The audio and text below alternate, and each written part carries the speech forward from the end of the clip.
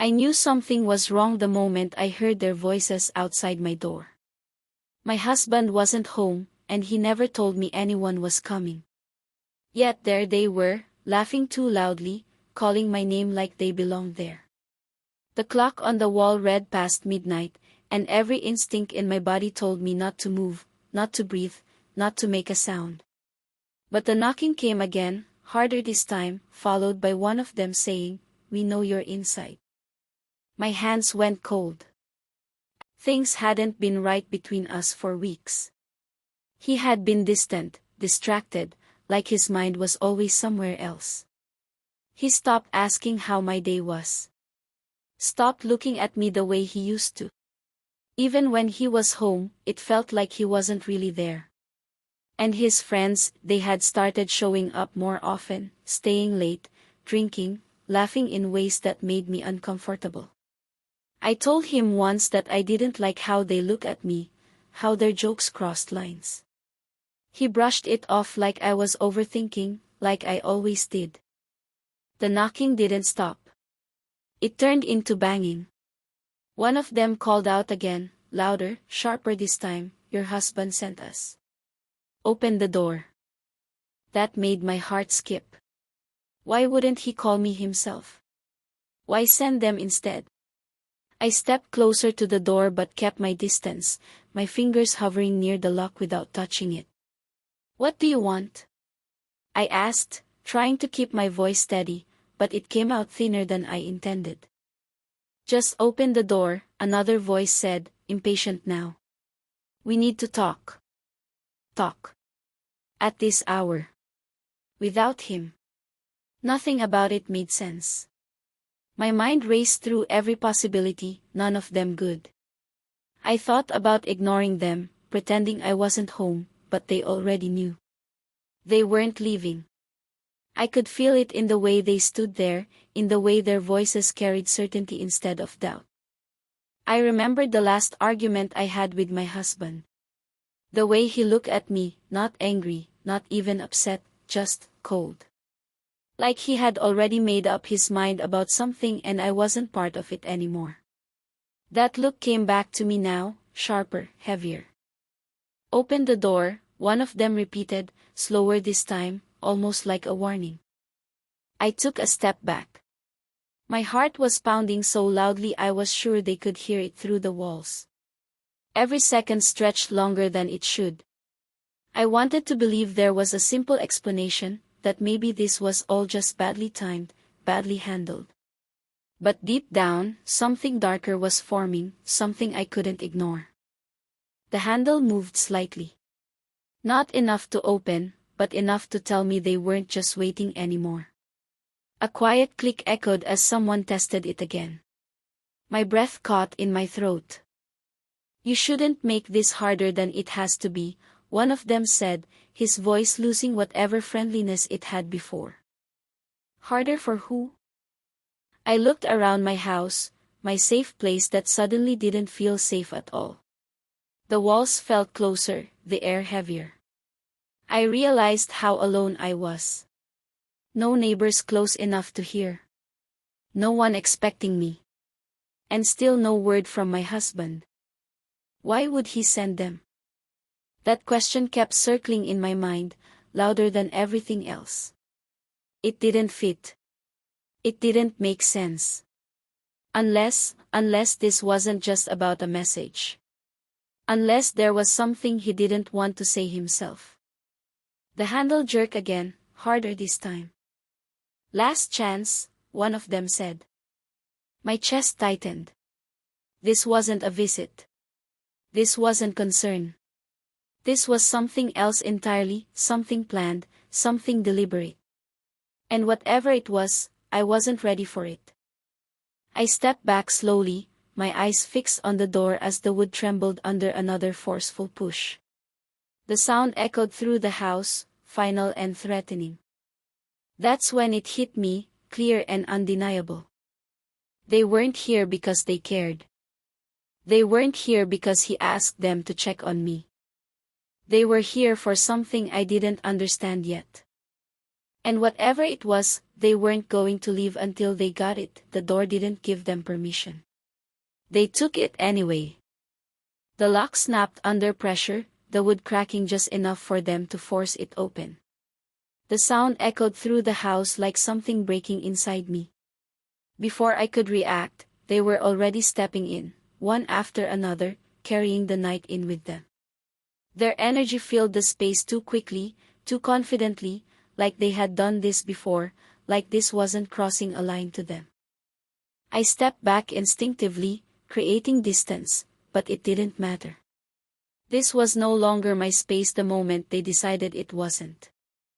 "You shouldn't have made us do that," one of them said, brushing dust from his sleeve as if he had just walked through a door that belonged to him.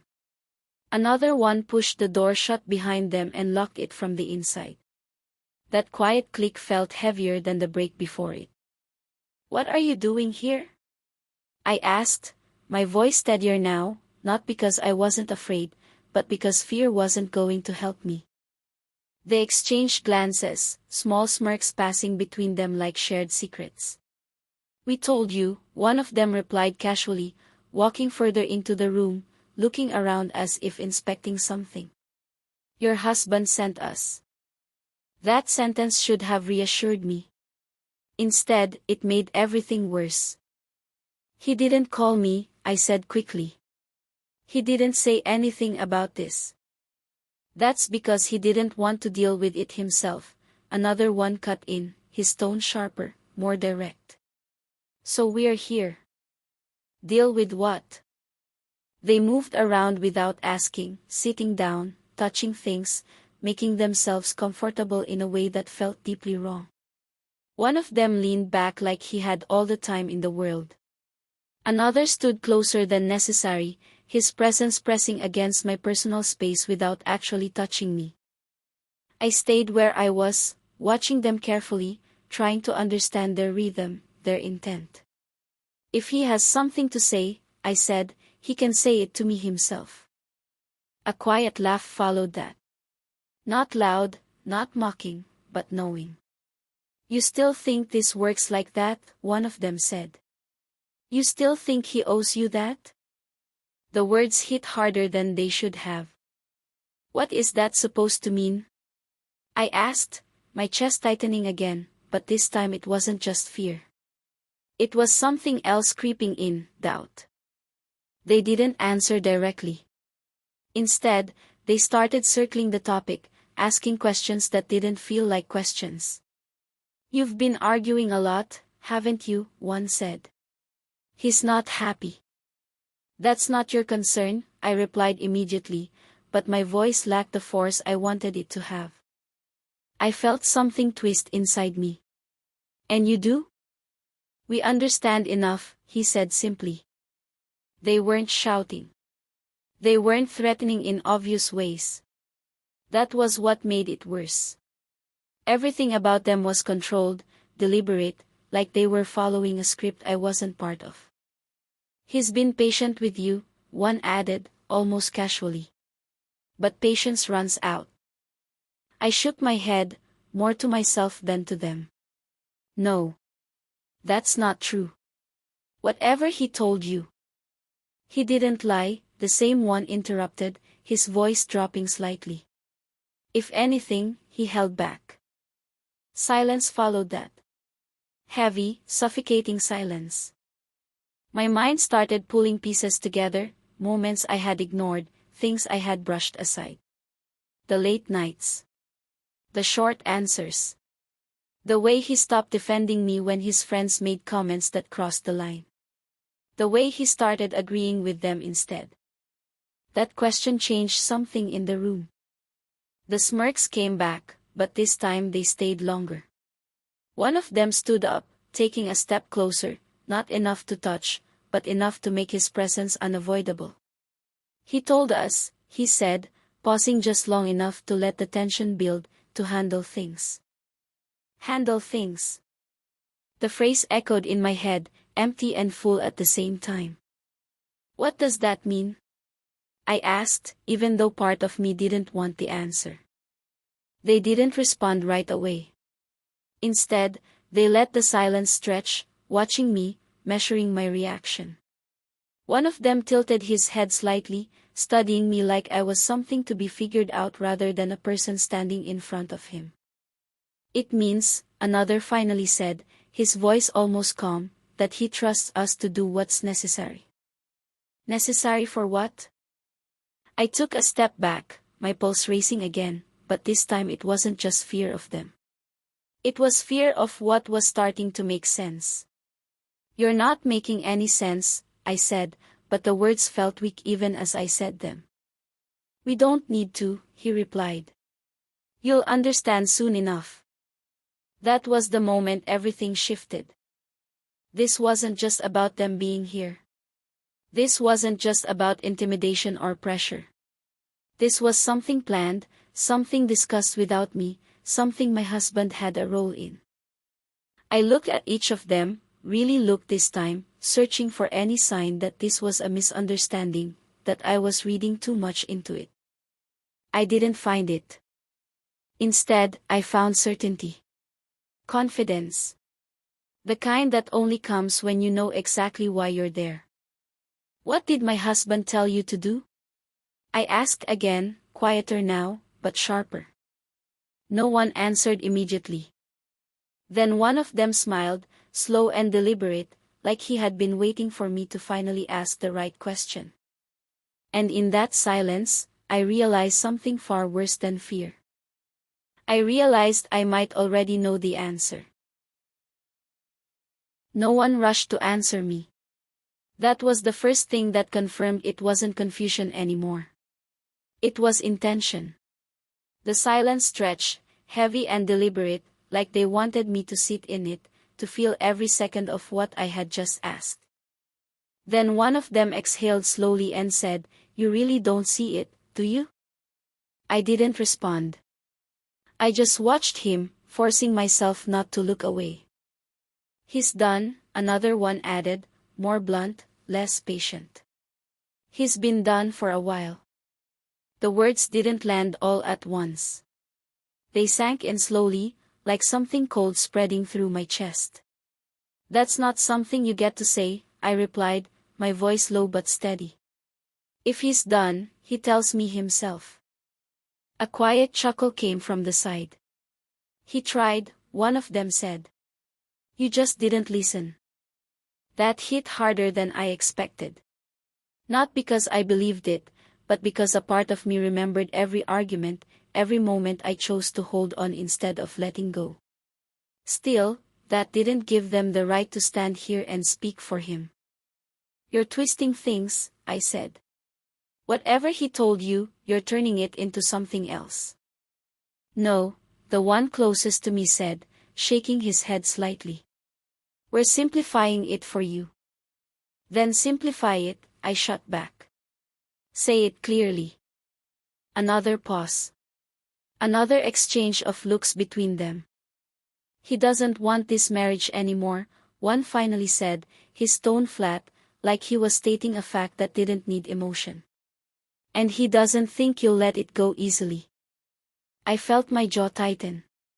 "So he sends you?" I asked. "That's his solution?"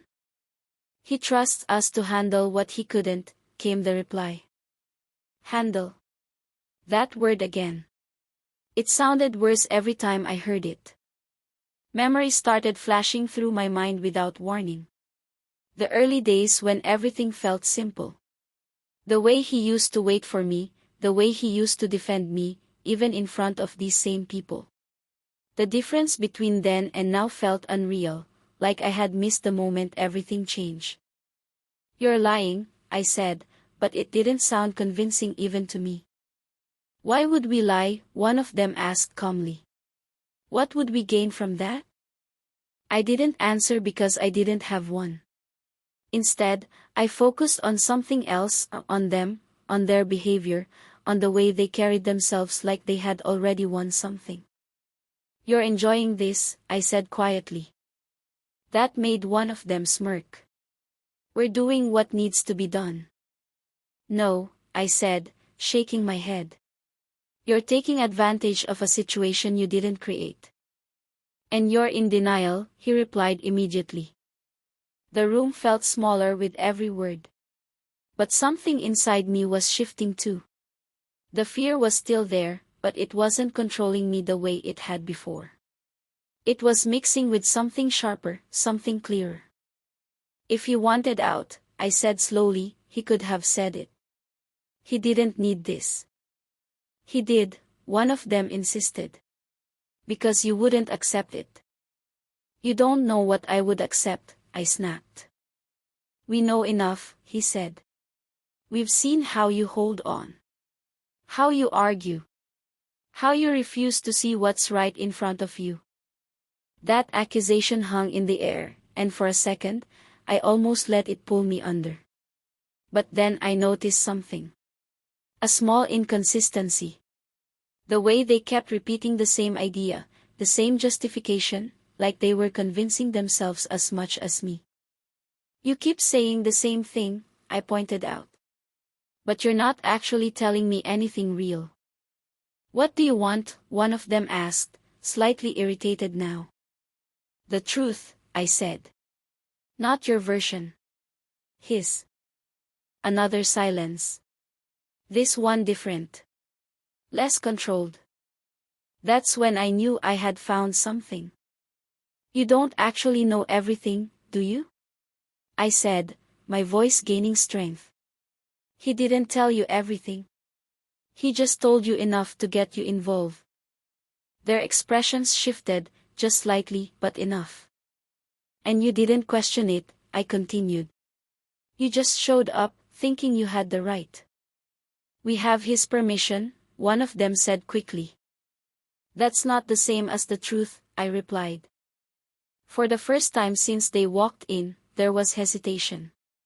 Small, but real. I took a step to the side, creating space, not backing away but repositioning. Watching them more carefully now, not just reacting. One of them noticed and adjusted his stance, like he was trying to close the gap again. You should stop thinking you're in control, he said. I'm not in control, I answered calmly. But neither are you. That landed. You're here because he sent you, I went on. But you don't even fully understand why. You're filling in the gaps with your own assumptions. That's not true, he said, but there was less certainty in it now. Then explain it, I challenged. Explain exactly what he told you to do. No one answered immediately. Because they couldn't. And that silence told me more than anything they had said so far. The truth wasn't as clean as they were pretending. It wasn't as simple as he's done or handle it. There was more, and they didn't have it. The man I trusted with my life, I said slowly, feeling the weight of the words as they left me, sent you into my home, and you don't even know the full story. None of them spoke. The balance had shifted, even if just slightly. I wasn't just reacting anymore. I was seeing them for what they really were, messengers without clarity, enforcers without full understanding, standing in a situation bigger than what they had been told. And for the first time that night, I felt something stronger than fear. I felt resolve. If my husband wanted me broken, I said quietly, meeting each of their eyes one by one, he chose the wrong night. They expected me to panic after that. They expected tears, pleading, confusion, something they could control. When none of that came, the air shifted. Not in my favor yet, but enough to make them uncertain. I stopped stepping back. I held my ground and let the silence work for me this time. You keep saying he sent you, I said calmly. But you still can't tell me exactly what he told you to do.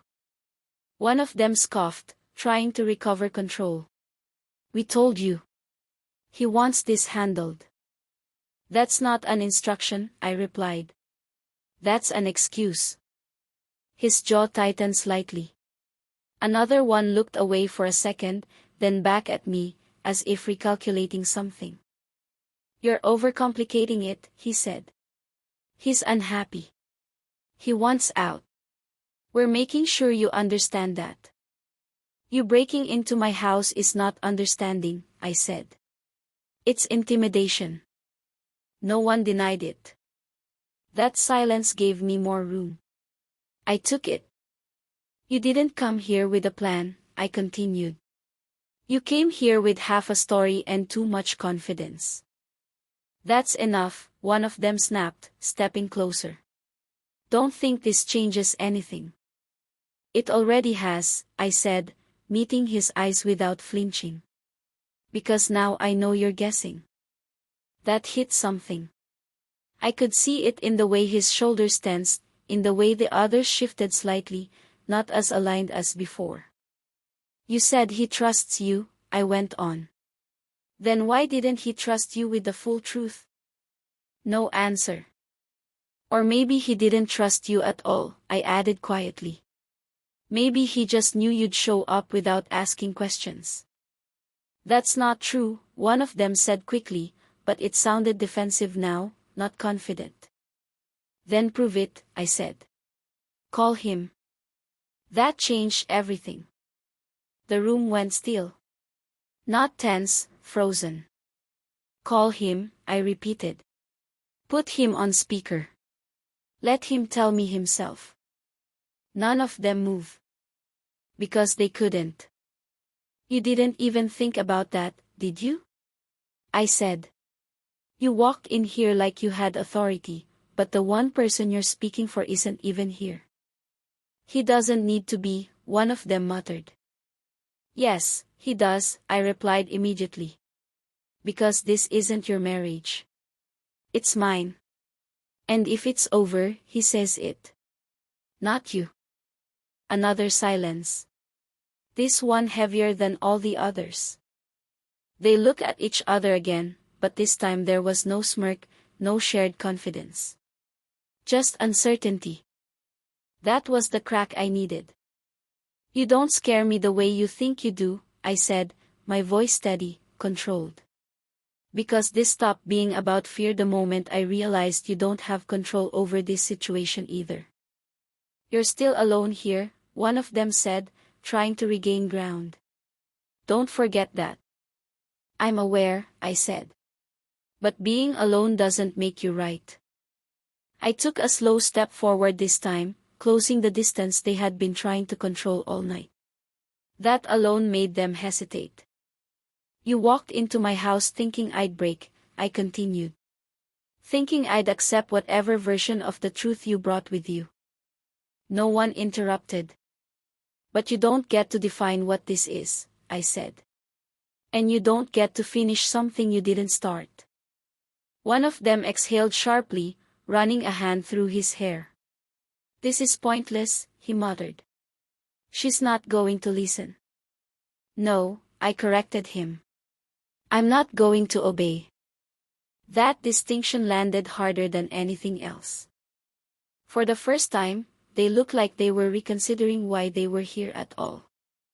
You should leave, I said, not loudly, not aggressively, just clearly. Because the longer you stay, the more this turns into something you can't explain later. A pause.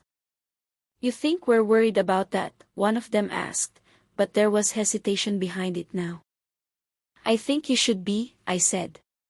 Because whatever he told you doesn't cover this. It doesn't justify this. That lingered. One of them looked toward the door.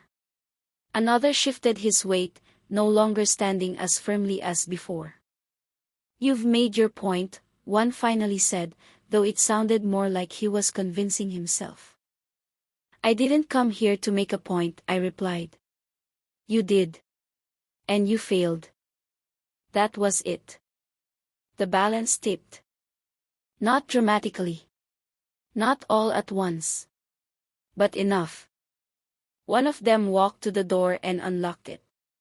The sound of the lock turning this time felt completely different from before. It wasn't control. It was release. They didn't say anything else. No final threats, no last words.